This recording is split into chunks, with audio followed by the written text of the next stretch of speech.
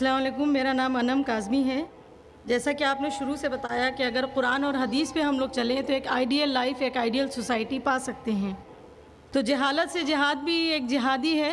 میرا کوشچن ہے، a should be confined the knowledge to the Islamic studies only, be knowledge like women کو زیادہ ہم لوگ کو اہمیت دینا چاہیے، like if women is educated then the whole family is more knowledgeable. What do you think? بہن نے سوال کیا کہ جہالت کے خلاف جہاد کرنا بھی جہاد ہے، بالکل صحیح ہے۔ انہوں نے کہا کہ صرف ہمیں اسلام کی پڑھائی کرنا چاہیے کہ یہ عام جو ہم کہتے ہیں ماڈرن ایڈوکیشن یا فارمل ایڈوکیشن کرنا چاہیے۔ اور تیسرا سوال کہ خواتین کے اوپر ایڈوکیشن کی اہمیت دینا چاہیے کہ نہیں۔ آپ کا پہلا سوال بالکل صحیح تھا کہ جہالت کے خلاف جہاد بھی جہاد ہے، بالکل صحیح۔ اور سب سے پہلا جو پیغام اللہ سبحانہ و تعالیٰ انسانیت کو دیتے قرآن مجید میں، وہ یہ نہیں کہ نماز پڑھو، حج کے لے جاؤ یا زکوٰۃ دو۔ سب سے پہلا پیغام اللہ تعالیٰ دیتے ہیں سورہ اقرا میں، اقرا پڑھو، اور صرف مردوں کے لیے نہ، عورت کے لیے بھی ہے۔ تب کا تیسرا سوال کہ خواتین کو ہونا چاہیے، اور اللہ کے رسول فرماتے ہیں it is obligatory on every Muslim man or woman to acquire knowledge۔ ہر مسلمان پہ فرض ہے، چاہے وہ مرد یا عورت ہو، کیا وہ علم حاصل کرے۔ تو علم حاصل کرنا ہر مسلمان کے لیے فرض ہے۔ اور اللہ کے رسول نے کہا کہ آپ اپنے بچوں کو علم دو، خصوصاً لڑکیوں کو، کیونکہ اس وقت جہالت میں لڑکیوں کا قتل کیا جاتا تھا۔ قرآن نازل ہونے کے پہلے جب لڑکی پیدا ہوتے تھے تو زندہ دفنا دیا جاتا عرب ممالک میں، تو خصوصاً عورتوں کو، لڑکیوں کو۔ تو علم حاصل کرنا فرض ہے ہر مسلمان کے لیے، جہالت کے خلاف جہاد کرنا فرض ہے، اور عورتوں کے لیے بھی۔ جو آپ کا دوسرا سوال ہے، جو آخری سوال ہے، کیا ہمیں اسلام کے علاوہ باقی دنیائی علم حاصل کرنا چاہیے کہ نہیں؟ بے شک کرنا چاہیے۔ کیوں نہیں کرنا چاہیے؟ علم دو قسم کی ہوتی ہے، دینی علم قرآن اور حدیث کی روشنی میں، اور دنیائی علم بھی، یہ بھی ضروری ہے۔ اور کئی قرآن کے آیت کو سمجھنے کے لیے یہ دنیائی علم بھی ضروری ہے۔ اسی لیے قرآن مجید فرماتا ہے سورہ نحل میں سورہ 16 آیت نمبر 43، فَاسْأَلُوا أَهْلَ الذِّكْرِ إِن كُنتُمْ لَا تَعْلَمُونَ۔ اگر آپ نہیں سمجھتے ہیں تو ان سے پوچھو جس کے پاس علم ہے۔ اسی لیے ہم نے بمبئی میں ایک اسکول قائم کی جس کا نام ہے اسلامک انٹرنیشنل اسکول۔ یہ ایک علیحدہ اسکول ہے، دو زبانوں میں اس کا میڈیم آف انسٹرکشن ہے، ایک انگلش اور دوسرا عربی ہے۔ ہم جب بچوں کا داخلہ کرتے 3 سال کی عمر میں ہمارے اسکول میں بمبئی میں، ان کو دونوں زبان سکھاتے ہیں، انگریزی زبان اور عربی زبان۔ جب 3 سال کی عمر میں داخلہ ہوتا ہے نرسری میں، ہم جب سکھاتے A for apple, B for ball, A for اللہ، بی فار بسم اللہ، ہم سکھاتے من الف اسد من با بیت من تا تفاح، کیونکہ مسلمانوں کو عربی جاننا بہت ضروری ہے۔ مجھے پتا ہے کہ میں دائی ہوں، میں عربی زبان نہیں جانتا ہوں، شوئے تھوڑا بہت سمجھ لیتا ہوں، اسی لیے میں چاہتا ہوں کہ میرے بچوں کو میں عربی سکھاؤں۔ یہ اسکول میں الحمدللہ ہم سب سے بہترین انگریزی علم دیتے ہیں، اور ہم کہتے ہیں کہ یہ عام جو کانوینٹ اسکول ہے ان سے فار سپیریئر انشاءاللہ ہم دیتے ہیں۔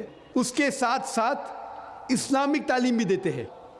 ہمارے اسکول کے اندر قرآن حدیث سکھایا جاتا ہے، حدیث فقہ، ساتھ ساتھ دعوت سکھایا جاتا ہے، حفظ بھی ہے۔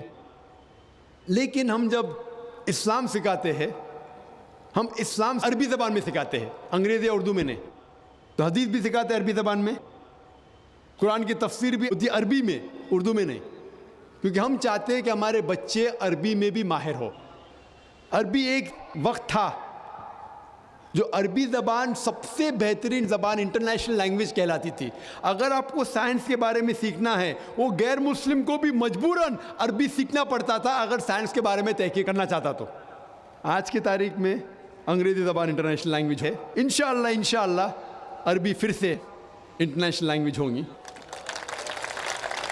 تو آپ جب دیکھیں گے ہمارے بچے 5 سال، 6 سال، 7 سال، 8 سال کے بچے 1 سال 2 سال میں جس طریقے سے عربی زبان بات کرتے ہیں، ماشاءاللہ گفتگو کرتے ہیں، تو یہ جو اسکول ہم نے قائم کی بمبئی میں، اسلامک انٹرنیشنل اسکول، اس کا مقصد ہے کہ دین اور دنیائی علم ساتھ ساتھ بہترین پیمانے پہ اس کو انشاءاللہ بچوں میں دینا. لیکن انٹرویو پاس کرنا مشکل ہے. لاسٹ ایئر 800 اپلیکیشن میں صرف 75 لوگ کو ایڈمیشن ملی. اس سال 625 اپلیکیشن میں سے صرف 60 لوگ کو ایڈمیشن ملی. تو ایڈمیشن ملنا مشکل ہے. اور ہمارے جو انٹرویو ہے کافی کٹھن ہے. ہم انٹرویو والدہ کا بھی لیتے ہیں, والد کا بھی لیتے ہیں, بچے کا بھی لیتے ہیں. اور انٹرویو میں والد اور والدہ کو 2 انٹرویو دینے پڑتے ہیں, کم از کم 2-3 گھنٹے کے, بچوں کو 3 سے 4. اور ہم تحقیق کرتے ہیں کہ کون لوگ ہمارے اسکول کے لائق ہے. اللہ کا فضل ہے, الحمدللہ ثم الحمدللہ. سب سے مہنگی اسکول ہونے کے باوجود لائن لگی ہے ایڈمیشن کے لیے. آپ اچھی تعلیم دو, لوگ آپ کے پاس بھاگتے ہوئے آئیں گے. پہلی سال میں الحمدللہ غرب کی بات ہے, فخر کی بات ہے کہ منسٹر کے فون آئے ایڈمیشن کے لیے. منسٹر کے فون آئے. خوشی کی بات ہے کہ لوگ چاہتے ہیں اپنے بچوں کو اس اسکول میں ڈالے. اور اس سال ہم نے, ہمارے بمبئی میں اسکول, یہ 4تھا سال ہے بمبئی میں اسکول, اس سال ہم نے ایسی اسکول کا ایک برانچ شروع کیے چنئی کے اندر, مدراس میں. اور الحمدللہ چنئی میں بھی ماشاءاللہ پہلے سال میں 550 اپلیکیشن آئے, سیٹ تھے لگ بھگ 90 الحمدللہ. تو ایسے کئی اسکول, سینکڑوں اسکول آنا چاہیے, صرف ہندوستان میں نہیں ساری دنیا میں, جس کا دار و مدار دونوں ہیں, دینی علم بھی اور دنیائی علم بھی. تو کہ بچہ جب اسکول سے فارغ ہوگا وہ چاہے تو ڈاکٹر بن سکتا ہے, انجینئر بن سکتا ہے, پر ڈاکٹر بنے گا تو اچھا مسلم ڈاکٹر بنے گا, انجینئر بنے گا اچھا مسلم انجینئر بنے گا. تو 10ویں پاس کرنے کے بعد وہ ڈاکٹر بھی بن سکتا ہے, انجینئر بھی بن سکتا ہے, محدث بھی بن سکتا ہے, مفسر بھی بن سکتا ہے. امید ہے کہ کم از کم وہ 10ویں جب فارغ ہوں گا تو کم از کم جو عام عالم جو مدرسے سے فارغ ہوتے, کم از کم اتنا علم ہماری امید ہے. کئی لوگ ناراض ہوتے جب میں کہتا ہوں کہ انشاءاللہ ہمارے اسکول میں سے جب بچہ فارغ ہوگا کم از کم ایک عام عالم بنے گا, تو ناراض ہوتے ہیں, کیسا ہو سکتا ہے. کوشش ہے, اللہ ساتھ ہے تو انشاءاللہ کیوں نہیں ہو سکتا ہے. اور بمبئی کے اندر ایک مثال دوں میں, ہر سال ایک قرات کا کمپٹیشن ہوتا ہے جو ہندوستان لیول پہ جتنے مدارس ہیں ان کے بچے اس میں حصہ لے سکتے. کبھی حیدرآباد میں ہوتا ہے, کبھی ادھر ہوتا ہے. اس وقت ہوا ممبئی میں. اور ہمارے اسکول کو صرف 3-3.5 سال ہوئے, 34 سال ہے. کچھ بچے 1 سال ہے, کچھ بچے 1.5 سال رہ چکے, کچھ بچے 2 سال رہ چکے. اور سارے ہندوستان کے بچوں میں الحمدللہ ثم الحمدللہ قرات کمپٹیشن میں ہمارا جو ایک 3ری اسٹینڈرڈ کا بچہ وہ 2سرے نمبر پہ آیا, اور 4تھی اسٹینڈرڈ کا بچہ 3سرے نمبر پہ آیا. اور جو پہلے نمبر پہ آیا وہ دوسرے مدارس کا تھا جو 9ویں اسٹینڈرڈ میں پڑھ رہا تھا. ہمارے وہاں 9ویں ہے ہی نہیں. تو یہ فخر کی بات ہے الحمدللہ, ہمارے بچے جو 2nd اور 3rd کے بچے جو تھے وہ 9ویں 10ویں بچے سے کمپیٹ کر کے اللہ کے فضل سے 2سرے اور 3سرے نمبر پہ آئے. تو ہمیں امید ہے کہ اللہ تعالیٰ ہمارے ساتھ ہے. تو انشاءاللہ ہمارے اسکول میں حفظ بھی ہے, حافظہ بھی ہوتا ہے, جو بچے حفظ میں ذہین ہیں.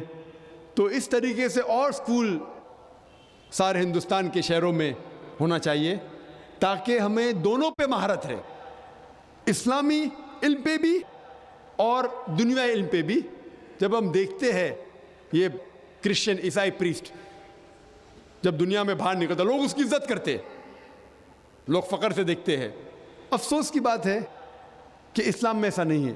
اسی لیے ہم ایسے اسکول قائم کریں جو دونوں علم دے, دنیائی بھی اور دینی بھی, تاکہ انشاءاللہ ہم صحیح طریقے سے بچوں کو علم دے سکیں. ہوپ دان سے کوشچن. جی دوستو, ایسے کہ آپ لوگوں نے آج کی ویڈیو دیکھی, تو دوستو امید کرتا ہوں کہ ویڈیو آپ کو پسند بھی آئی ہوگی. جیسے کہ ماشاءاللہ ڈاکٹر ذاکر نائک نے بہت بہترین جواب دیا کہ جہالت کے خلاف بھی آواز اٹھانا وہ جہاد کہلاتا ہے. جیسے کہ ڈاکٹر ذاکر نائک نے قرآن مجید کا حوالہ دیا ہے کہ سب سے پہلے جو قرآن مجید میں آیات نازل ہوئی وہ کہتے اقرا کہ پڑھو. قرآن مجید میں ہے کہ مرد اور عورت کو جو ہے وہ علم حاصل کرنا فرض ہے.